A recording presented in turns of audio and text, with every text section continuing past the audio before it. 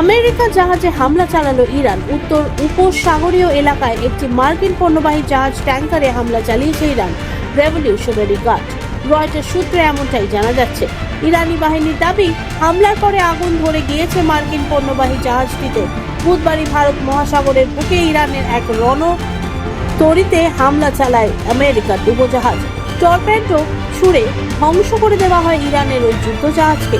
ওই হামলার 24 ঘন্টার মধ্যেই এবার প্রত্যাঘাত করল ইরান। রণতরীতে হামলার জবাবে মার্কিন পণ্যবাহী জাহাজে প্রতি আক্রমণ চালালো তেহরান। যদিও এই হামলার বিষয়ে মার্কিন কর্তৃপক্ষের কোনো প্রতিক্রিয়া প্রাথমিকভাবে মেলেনি। ঘটনাচক্রে উত্তর উপসাগরীয় অঞ্চলে ওই হামলার খবর প্রকাশ্যে আসার কিছু সময় আগে আমেরিকার উদ্দেশ্যে হুঙ্কার দেয় ইরান। তেহরানের বিদেশমন্ত্রী আব্বাস আরাগচি সমাজ মাধ্যমে লেখেন, রণতরীতে হামলার জন্য পস্তাতে হবে আমেরিকাকে। তারপর জানা যায়, উপসাগরীয় অঞ্চলে আমেরিকার একটি ট্যাঙ্কার আক্রমণ চালিয়েছে ইরান। ওই ট্যাঙ্কারে কতজন ছিলেন, সেটিতে করে কি ধরনের পণ্য নিয়ে আসা হচ্ছিল তা এখনো প্রকাশ্যে আসেনি। গত শনিবার যুদ্ধ পরিস্থিতি তৈরি হওয়ার পর থেকে উপসাগরীয় অঞ্চলের জলপথকে দৃশ্যত স্তব্ধ করে রেখেছে ইরান।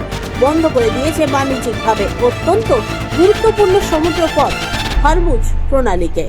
সাম্প্রতিক এক রিপোর্টে বলা হয়েছে, ধারাবাহিক ড্রোন হামলা হরমুজ প্রণালীকে আগামী কয়েক মাস ধরে স্তব্ধ করে রাখতে পারে। ড্রোন প্রস্তুতকারক দেশগুলিকে মধ্যে বিশ্বের প্রথম সারিতে রয়েছে ইরান। প্রতি মাসে তেহরান প্রায় 10,000 ড্রোন তৈরির ক্ষমতা রাখে। তাদের কত ক্ষেপণাস্ত্র মজুত রয়েছে তা অস্পষ্ট গোয়েন্দা সংস্থাগুলির কাছে। তবে ইরানের শাহের 136 ড্রোনের পাল্লা 700 থেকে 1000 কিলোমিটার পর্যন্ত, যা ইরানের মূল ভূখণ্ড বা জাহাজ থেকে উৎক্ষেপণ করা হলে পারস্য এবং ওমান উপসাগরীয় অঞ্চলে যে কোনো লোককে আঘাত হানার জন্য যথেষ্ট।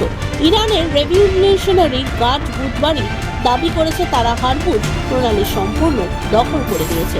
হরমুজ প্রণালী দিয়ে যাতায়াতের চেষ্টা করলে সেই জাহাজ হামলার হুঁশিয়ারি দিয়ে রেখেছে ইরান।